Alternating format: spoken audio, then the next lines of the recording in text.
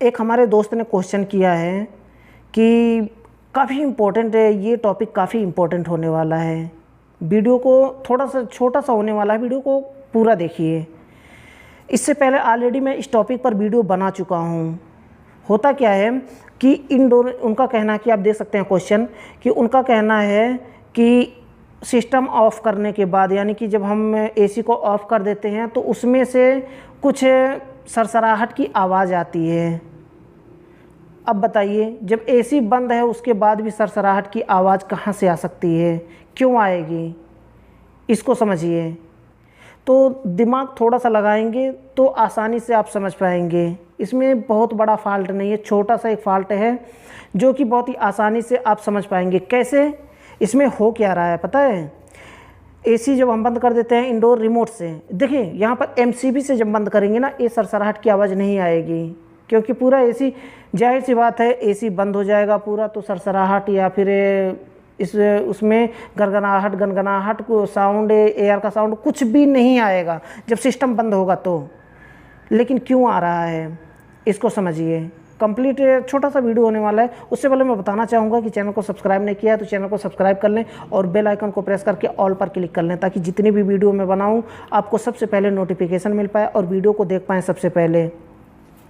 तो होता क्या है यहाँ पे कि जब इंडोर को हम बंद कर देते हैं ना, तो आउटडोर चलता रहता है। ये सिंपल सा है। अब इसे कैसे फिक्स कर सकते हैं कि इंडोर बंद करते ही, जबकि ऐसा होता है कि इंडोर बंद करने के बाद आउटडोर भी उसके साथ में बंद हो जाता है, लेकिन नहीं बंद हो रहा है। अब नहीं बंद होगा तो क्या हो रहा है पता है, आउटडोर का कंप्रेसर चल रहा है। जब कंप्रेसर चलेगा तो जाहिर सी बात है कि रेफ्रिजरेंट रन करेगा, इंडोर में आएगा, इंडोर से फिर वापस आउटडोर में जाएगा सक्शन लाइन के रास्ते से। तो वही जो रेफ्रिजरेंट रन करता है ना, वही रेफ्रिजरेंट का साउंड आता है सरसराहट का, सर करके ऐसे साउंड आता है, फिर वापस से रेफ्रिजरेंट चला जाता है आउटडोर में, फिर वापस से ऐसे रेफ्रिजरेंट ऐसे सरसराहट की आवाज़ आती है अगर आउटडोर चल रहा होता है तो कंप्रेसर। तो वहाँ पर देखिए इसमें फॉल्ट क्या होता है। एक पीसीबी देखिए ना, इंडोर का जो पीसीबी होता है, आप देख सकते हैं ये इमेज में इंडोर का पीसीबी होता है, उसमें एक छोटा सा रिले लगा होता है ब्लैक कलर का। इसमें क्या होता है कि 2 पॉइंट होते हैं, ऐसे ही जब हम इंडोर को ऑफ़ करते हैं तो पॉइंट छोड़ देता है और कंप्रेसर भी बंद हो जाता है, क्योंकि उसी रिले से कंप्रेसर के लिए जो सप्लाई, कंप्रेसर के कॉमन पे जो सप्लाई जाती है उसी रिले के माध्यम से जाती है। एक पॉइंट से इनपुट होता है, दूसरे पॉइंट से आउटपुट होता है। रिले आप देख सकते हैं 2 पॉइंट होते हैं रिले में। तो वहाँ पर क्या हो रहा है कि पॉइंट चिपक गया है आपस में, वो छोड़ नहीं रहा है, ऐसे नहीं छोड़ रहा है, मतलब कंप्रेसर लगातार चल रहा है। तो उसे फिक्स करने के लिए आपको पीसीबी निकाल करके रिले चेंज करना पड़ेगा। अब रिले, अब देखिए यहाँ पर ना, रिले चेंज करने का प्राइस क्या हो सकता है, लमसम कितना हो सकता है, वैसे बताना ठीक नहीं है, लेकिन कुछ लोग ना रेट भी पूछते हैं कितना हो सकता है। मैं तो ना एक्चुअली मैं सऊदी अरब में रहता हूँ, यहाँ पर रिले का प्राइस है, जो रिले ना चेंज करते हैं उसका प्राइस है 20 रियाल। अब 20 रियाल का इंडियन करेंसी में कन्वर्ट किया जाए तो वहाँ पर होता है 400 रुपये। 20 रियाल का 400 रुपये होता है।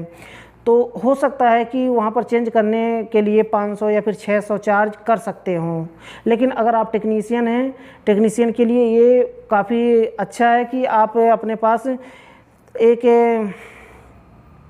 अपने पास एक सोल्डिंग आयरन रखें और सीधा आप रिले परचेस करके रखें। सेम 12 वोल्ट का, 24 वोल्ट का, जितना दोनों 2-3 तरह का रखें आप। और जब भी रिले ख़राब हो आप आसानी से, मैं वीडियो बना चुका हूँ कि रिले कैसे चेंज किया जाता है पीसीबी का, उस तरह से बहुत ही आसानी से 5 मिनट के अंदर आप रिले चेंज कर सकते हैं और आप अपना पैसा जो पीसीबी रिपेयर का होता है उसे आप बचा सकते हैं। पीसीबी में ज़्यादा फॉल्ट नहीं होता है, बहुत ज़्यादा रिले ही ख़राब होता है। अगर इन्वर्टर की भी आप बात की जाए तो उसमें अलग अलग फॉल्ट होते हैं, लेकिन नॉन इन्वर्टर में जो होता है ना, वो रिले ही ज़्यादा ख़राब होता है, तो उसे आप आसानी से चेंज कर सकते हैं। तो इंडिया में यही प्राइस लमसम हो सकता है। वैसे मैं डिस्क्रिप्शन में लिंक दे दूंगा, आप वहां से चेकआउट कर लेना कि कितना प्राइस है इंडिया में रिले का। जो 12 वोल्ट का और 24 वोल्ट का रिले होता है जो पीसीबी में लगाया जाता है, नॉन इन्वर्टर एयर कंडीशनर के पीसीबी में, उसे आप जा करके चेकआउट कर लीजिए कि कितने प्राइस का है। तो मुझे लगता है कि छोटी सी जानकारी आपको पसंद आया होगा, आपके लिए यूजफुल रहा होगा। अगर आपको वीडियो पसंद आया हो, यूजफुल रहा हो आपके लिए, तो वीडियो को लाइक ज़रूर कर दें। और लास्ट में बताना चाहूँगा कि चैनल को सब्सक्राइब नहीं किया है तो चैनल को सब्सक्राइब कर लें और बेल आइकन को प्रेस करके ऑल पर क्लिक कर लें, ताकि जितनी भी वीडियो मैं बनाऊँ आपको सबसे पहले नोटिफिकेशन मिल पाए और वीडियो को देख पाएँ सबसे पहले।